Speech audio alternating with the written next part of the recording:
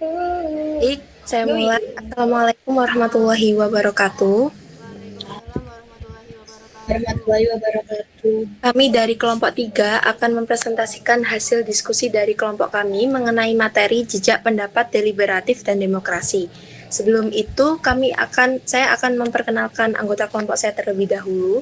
Yang pertama ada Dwi Rahma Pratiwi dengan NIM akhir 005, yang kedua ada Aulia Intan Mardik NIM akhir 021, yang ketiga ada Nurlaili Agustin saya sendiri dengan NIM akhir 024, yang keempat ada Fasya Juvita Pramesti dengan NIM akhir 032, dan yang terakhir ada Fadela Novirus Masantoso dengan NIM akhir 038. Langsung saja sesi berikutnya yaitu penyampaian materi oleh Wirama Pratiwi. Baik, terima kasih.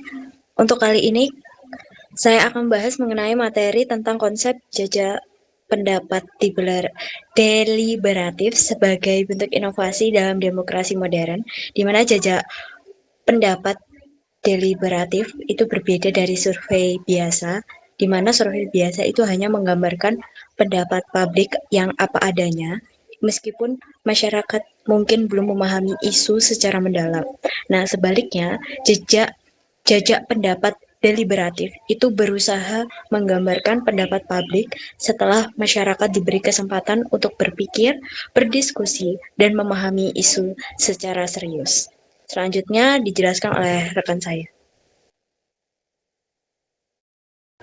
Baik, selanjutnya yaitu materi mengenai topik mengenai perbedaan dengan survei biasa. Nah,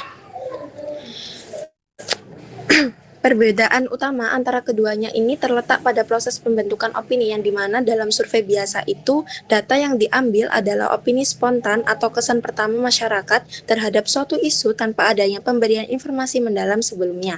Nah, sebaliknya jejak pendapat deliberatif itu berfokus pada opini yang dihasilkan setelah melalui proses musyawarah. Dalam metode ini, responden diberikan materi yang seimbang dan kesempatan untuk berdiskusi, sehingga hasil akhirnya merupakan opini publik yang matang dan telah dipertimbangkan secara mendalam, bukan sekadar reaksi sesaat. Baik, materi selanjutnya akan dijelaskan oleh rekan saya. Oke, selanjutnya di sini kita akan membahas tentang proses sampel acak yang dimana atau mikrokosmos yang dimana terdiri dari nanti materi seimbang, kemudian ada diskusi kelompok, kemudian tanya jawab ahli atau politisi, kemudian kita melakukan survei akhir. Proses sampel acak dalam mikrokosmos ini atau teknik pengambilan sampel dari lingkungan simulasi yang lebih kecil, yang dimana hal ini untuk memastikan setiap bagian memiliki kesempatan yang sama untuk terpilih. Untuk materi selanjutnya akan dijelaskan oleh rekan saya. Baik, selanjutnya saya akan menjelaskan tentang tantangan dan harapan jejak pendapat deliberatif dan demokrasi. Yang pertama di sini ada sulit diterapkan pada seluruh negara.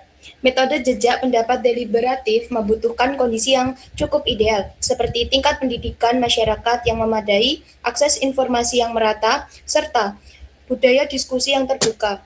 Tidak semua budaya diskusi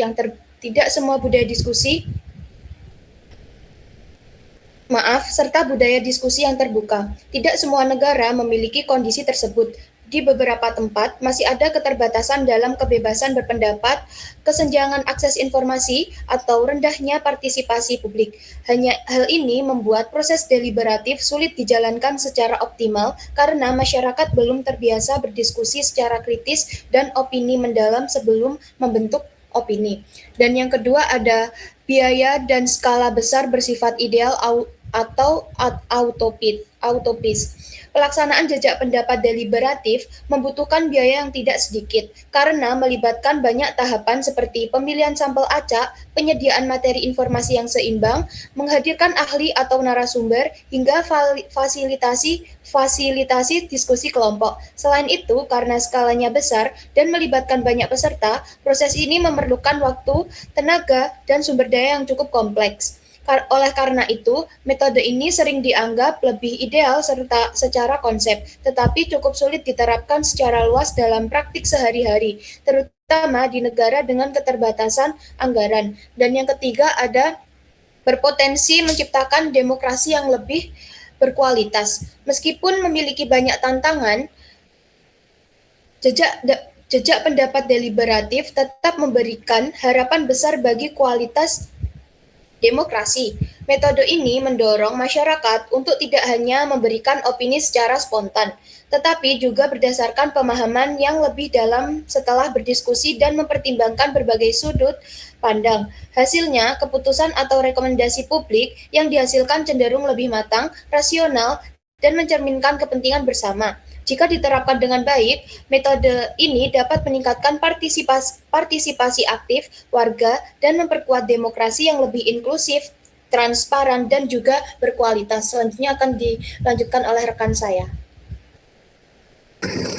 Baik, untuk selanjutnya tujuan dan manfaat dari jajak pendapat deliberatif dan demokrasi.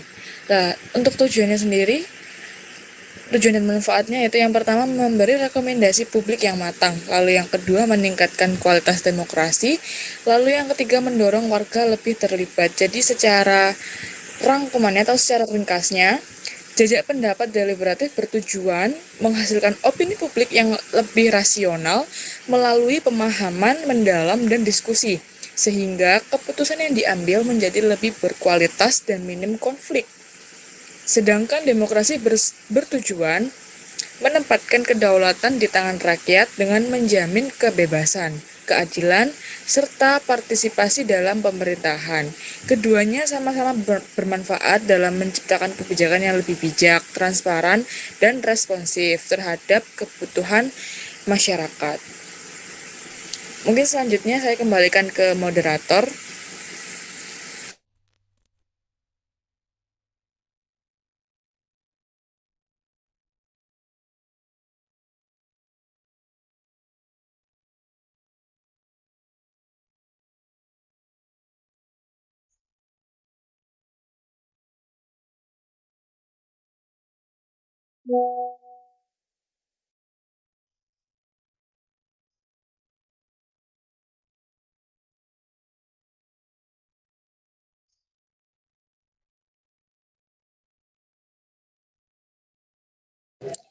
Baik, mungkin cukup itu materi dari kelompok kami. Apabila ada salah kata maupun kekurangan, mohon maaf yang sebesar-besarnya.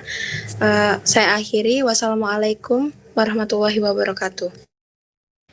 Waalaikumsalam warahmatullahi wabarakatuh.